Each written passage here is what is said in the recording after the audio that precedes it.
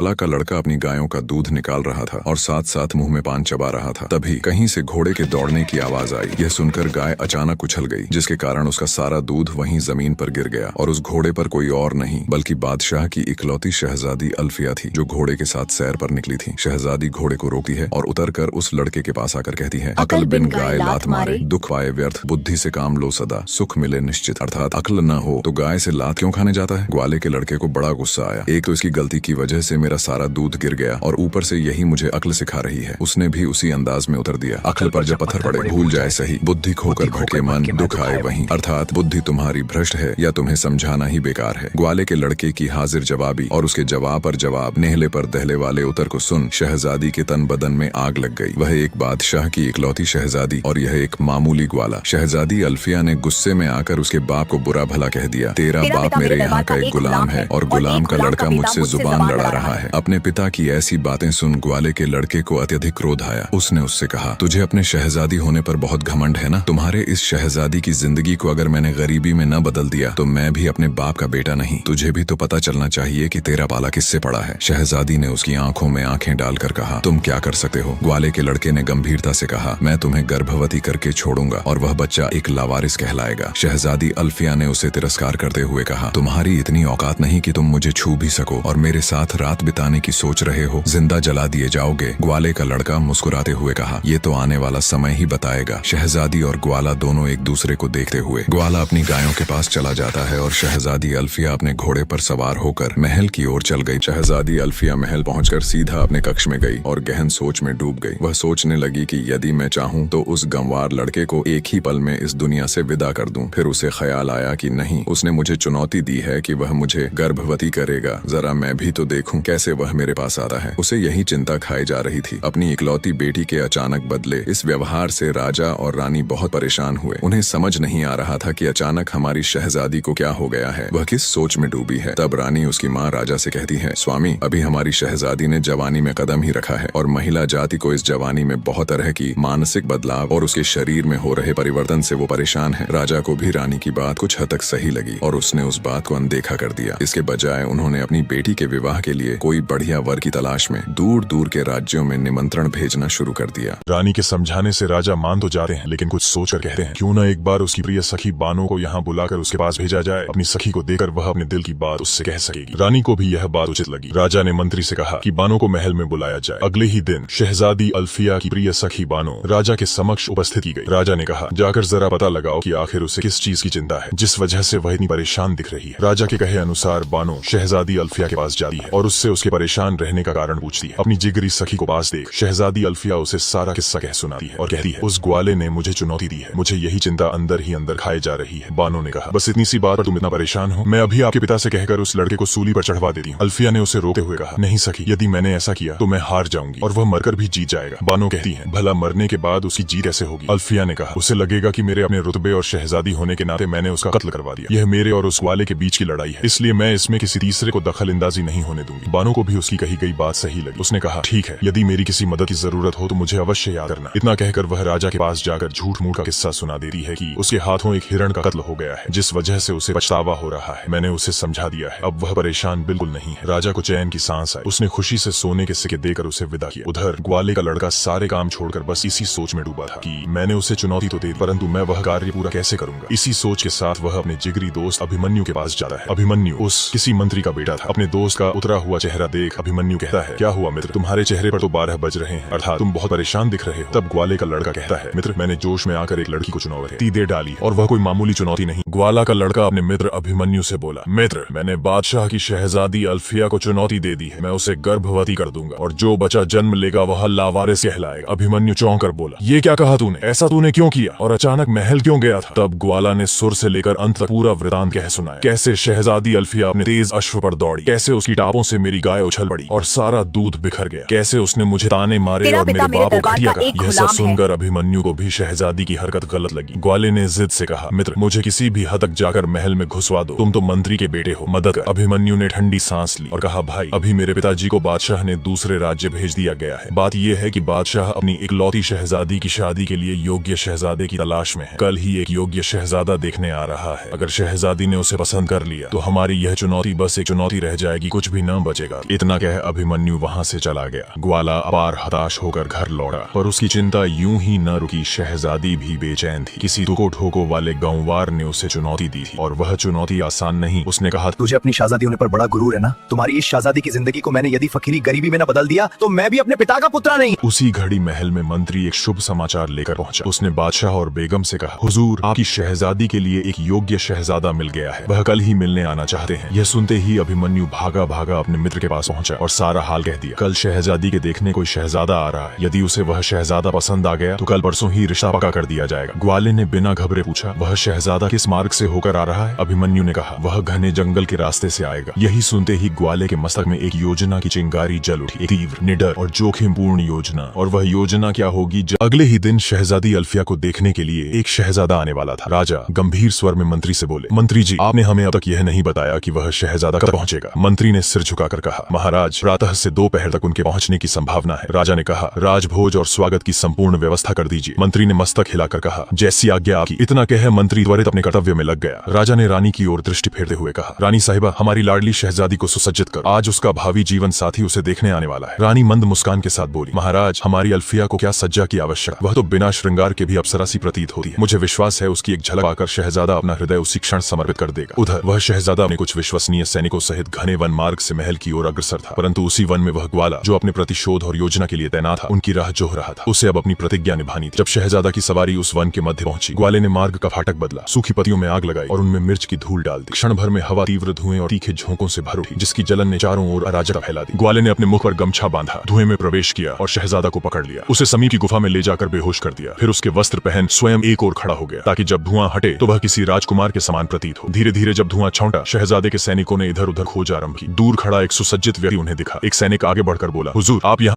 अगर आपको mutual funds में इन्वेस्ट करते हुए 5 साल से ज्यादा हो गए हैं तो आपको अपना पोर्टफोलियो पावर अप मनी पर रिव्यू कर लेना चाहिए, क्योंकि ये आपको क्लियरली बता देते हैं कि कौन से फंड्स अच्छा परफॉर्म कर रहे हैं ताकि आप इनमें इन्वेस्ट करते रहे और कौन से फंड्स अंडर परफॉर्म कर रहे हैं ताकि आप। कैसे आप पहुंचे? ग्वाला, जो अब नकली शहजादा बन चुका था, क्रोधित स्वर में बोला, मैंने भी उस विषैले धुएं को सहा है। विलंब मत करो, शीघ्र मेरा अश्व लाओ। सैनिक कुछ समझ न पाए और उसके आदेशानुसार चल पड़े। थोड़ी देर में वे सब राजमहल पहुंच गए। ग्वाला भीतर प्रविष्ट हुआ तो उसका हृदय भय और संशय से कांप उठा, परंतु उसने साहस बटोरा और राजसी ठाट से भीतर प्रवेश किया। वह गरिमामय स्वर में बोला, तुम सब यही ठहरो। यदि मैं संध्या पूर्व न लौटूं तो हमारे राजमहल में जाकर सूचित कर देना कि मैं अपनी शहजादी को संग लेकर प्रस्थान करूंगा। जब राजा को सूचना मिली कि शहजादा कामरान पधार चुके हैं तो उन्होंने स्वयं उनका स्वागत करने हेतु दरबार का रुख किया। यह उनका प्रथम मिलन था, अतः कोई भी शहजादे का मुख पहचान न सका। ग्वाले ने नकली दाढ़ी मूंछ बांध रखी थी और शाही पोशाक पहने खड़ा था। उसे देखकर दरबार के समस्त जन उसकी शान शौकत से अभिभूत हो उठे। स्वागत सत्कार का ऐसा आयोजन हुआ मानो स्वयं इंद्र के राजदूत पधारे। आगे जानने के लिए बने रहें। राधे राधे।